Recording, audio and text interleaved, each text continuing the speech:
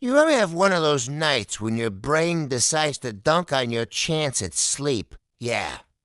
Tonight, I was lying here in my hammock, trying to count stars instead of sheep, when suddenly my brain whispered, "Hey, what if you were a famous basketball player? A sloth in the NBA?"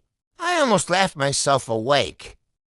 But then I started thinking, what would that even look like? A slow-motion superstar? A fuzzy legend of the court? Oh no, here we go again. First of all, the headlines would be ridiculous. The New York Napper scores triple-double in 4 days. My fans would chant slow motion while I casually glide across the court at a speed rivaled only by glaciers.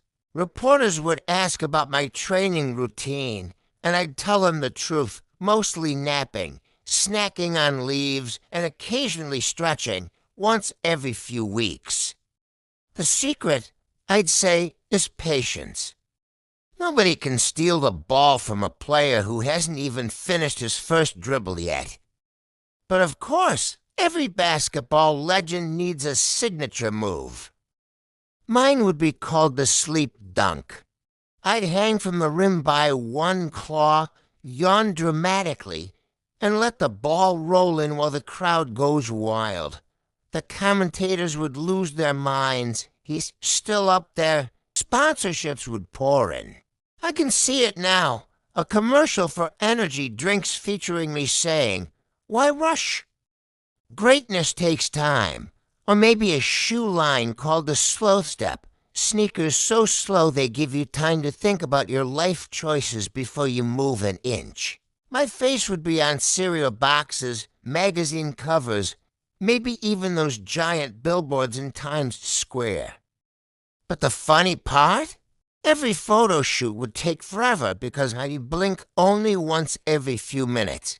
Of course, fame isn't all fun. Imagine the interviews, reporters asking about my pregame rituals while I'm still chewing on a leaf. They'd want to know my strategy, and I'd just smile and say, "Wait for them to get tired first."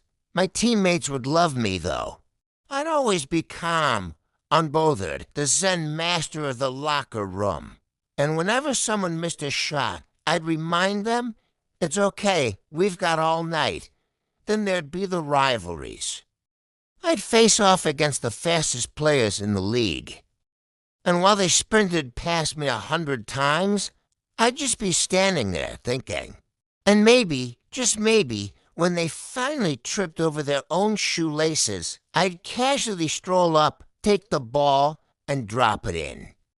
Victory by patience. The crowd wouldn't even realize the game was over until I was already on my way to the snack bar. And you know what else?